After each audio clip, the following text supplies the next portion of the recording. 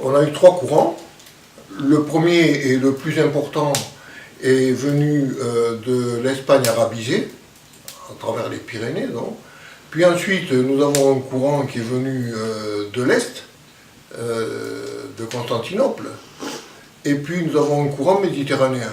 Méditerranéen qui parfois est tardif et qui nous est venu, par exemple, ça c'est connu, par Jacques Coeur, qui était alchimiste.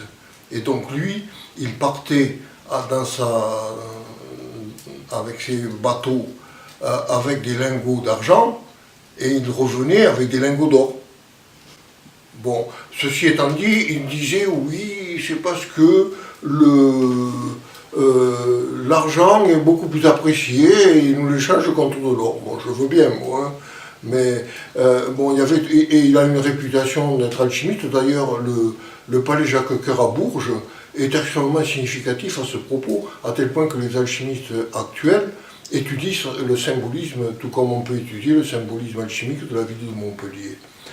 Donc ces courants-là se sont brassés et ont fait une originalité, c'est-à-dire que ça a permis encore une fois de donner un élan à la faculté de médecine pour étudier tout l'aspect que l'on appelle spagyrique.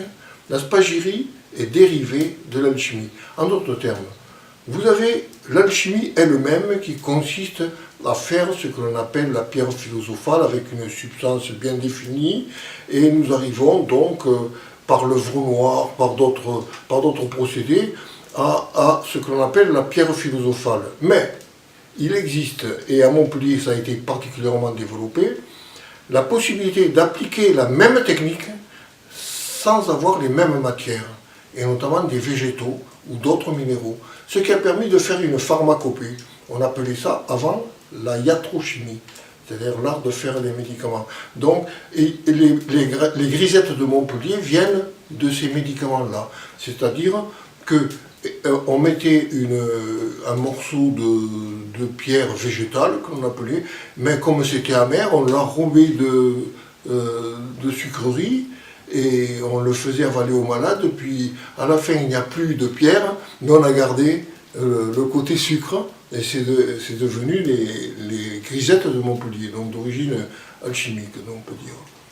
Donc voilà pour l'arrivée géographique chez nous, en gros, de l'alchimie.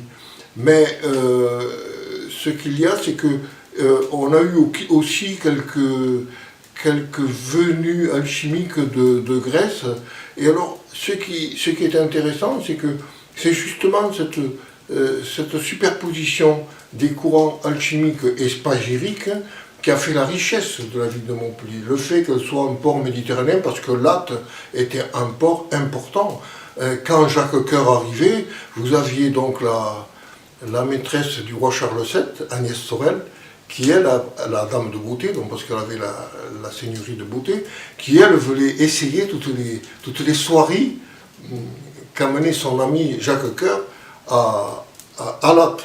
Et donc elle a été le premier mannequin, si on peut dire. Voilà.